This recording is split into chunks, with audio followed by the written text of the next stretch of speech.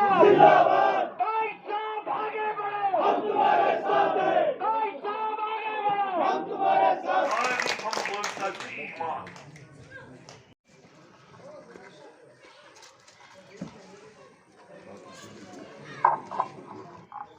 मैं वनता तुह बस उड़ो रोजन वोल ये बस मैं बीजेपी मज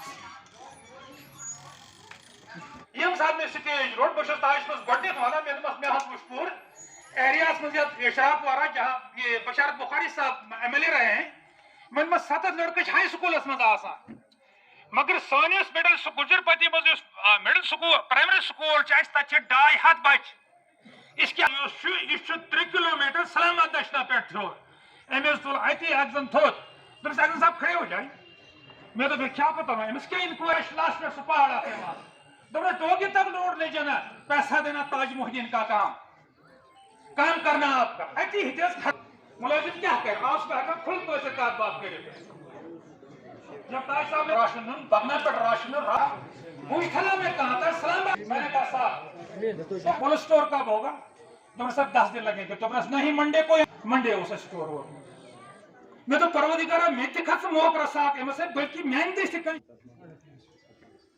मूजूब चीज नजर थवन कत करें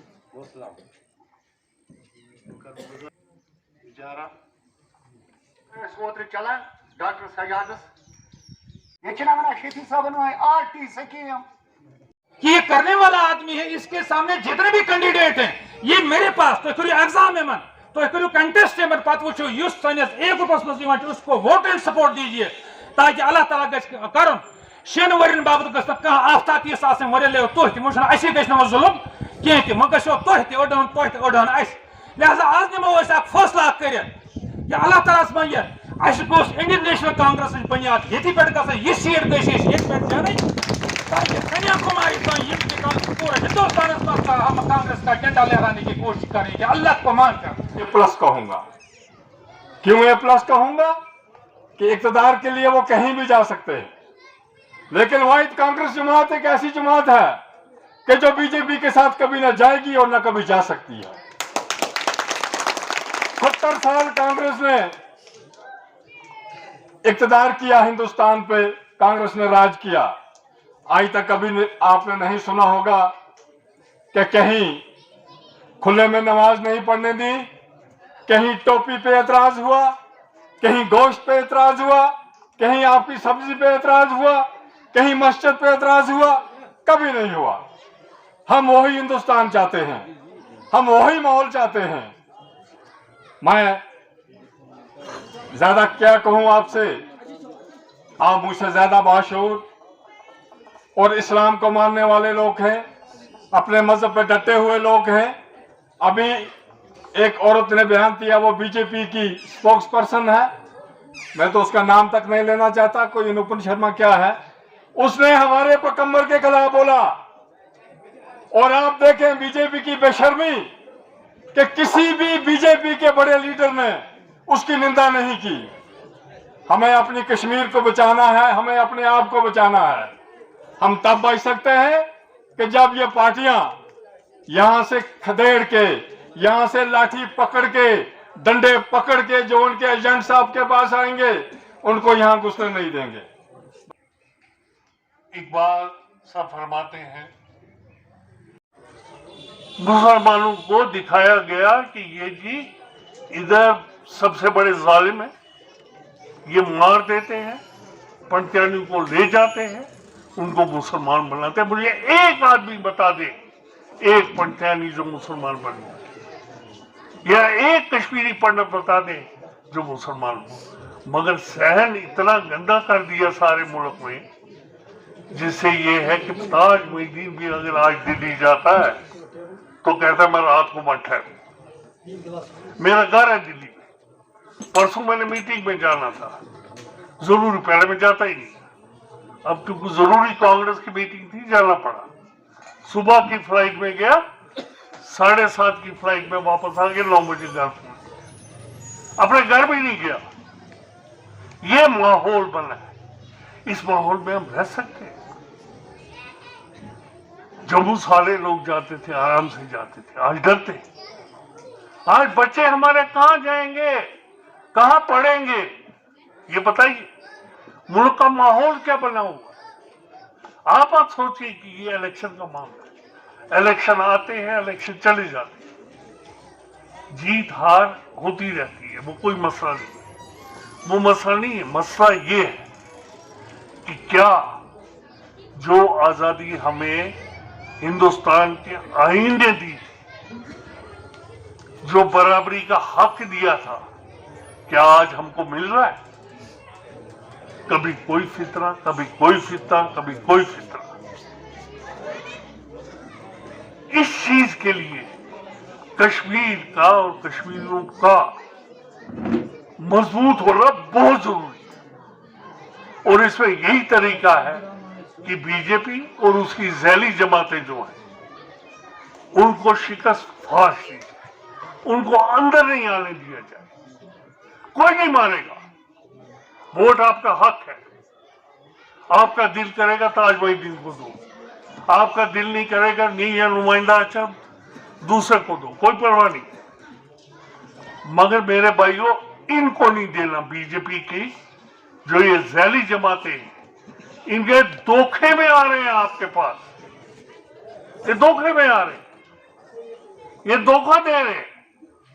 मिला इन्होंने जाके इसके साथ इनको पावर दी है चीफ मिनिस्टर की। इनसे असमझ कड़ा बस हो बस आ गई। जेड प्लस सिक्योरिटी किस बात की? मैं भी 12 साल मिनिस्टर रहा हूं, मुल्क को जेड से वाई कर दी, इसको जेड प्लस कर दिया। इनमें तू सब मान इशू जो है इशू हार्मोनी होना। कहां छुपाने चूर छुपा अपने खाते बीजेपी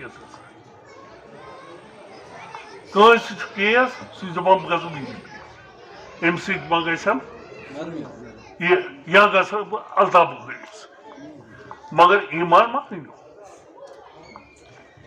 अल्लाह ताला कुरान शरीफ में फरमाता है कि अगर जालिम हुक्मरान तो ताकत है तो लड़ो, हमें ताकत नहीं है। मैं कहता हूं बच्चों को मत इसमें पढ़ो, आप हिंदुस्तान के साथ नहीं लड़ सकते। मगर आशिक को क्या है, वो आशिक है, वो अपनी जान दे देता है, उसकी 1 साल उम्र है, चला जाता है। नहीं है तो हिजरत कर जाओ। हिजरत क्यों करें, हमारा मुल्क। फिर क्या करो? फिर यह है कि बैठो और उस जालिम हुक्मरान के तई अपने बच्चों में, अपने फैमिली में, अपने कबीले में नफरत पैदा करो। सबसे बड़ा जहाद है नफरत पैदा करो। ये मैं नहीं कह रहा कि कुरान शरीफ में कि उसके तई नफरत पैदा करो।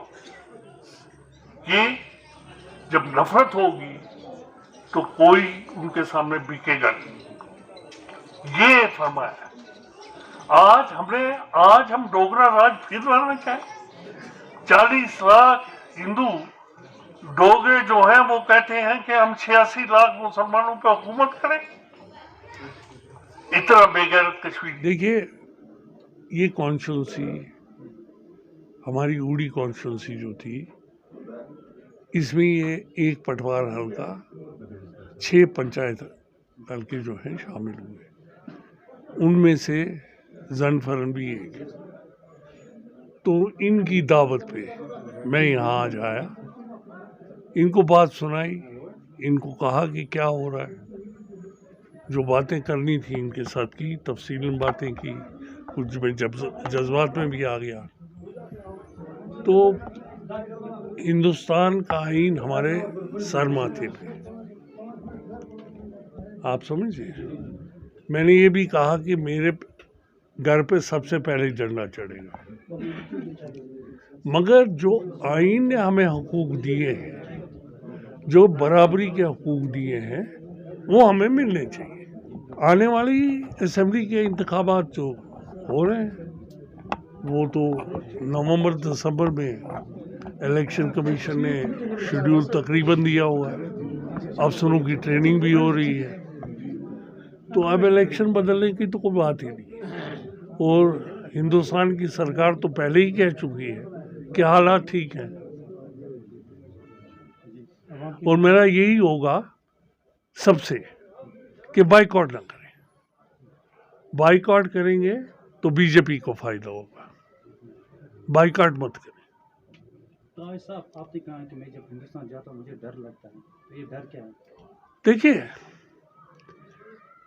हम इसी मुल्क के रहने वाले हैं, इसी मुल्क में पैदा हुए, मिनिस्टर रहा, इसी मुल्क के आइन की कसम खाई, मगर माहौल ऐसा बना दिया है बीजेपी ने कि आज मेरे जैसा जो सारे हिंदुस्तान में कांग्रेस की तरफ से ऑब्जर्वर रहा हो, उसको भी डर लगता है। वो कहता है कि क्या पता मुझे क्या हो जाए। बच्चों की फिक्र रहती है जो बाहर है। हर बात में कश्मीरी को पकड़ा जाता है ऐसे जैसे गद्दार है। हम गद्दार नहीं हैं, हमारे इनसे बेहतर नेशनलिस्ट है। हम हिंदुस्तानी हैं, रहेंगे। ये हिंदुस्तान सिर्फ हिंदुओं का मुल्क नहीं, हमारा मुल्क भी है। मगर इस मुल्क के आईन ने जो हमें इख्तियारात दिए वो हमको दिए जाए।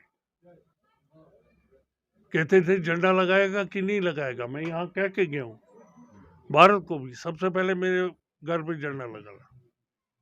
झंडे का क्या, हम तो है हिंदुस्तानी, उसमें कहने से तो नहीं। हम इनसे बेहतर नेशनलिस्ट हैं। जो ये अपने आप को नेशनलिस्ट कहते हैं, हम इनसे बेहतर हैं, मगर उन हुकूक के साथ जो हुकूक हिंदुस्तान का आइन देता है।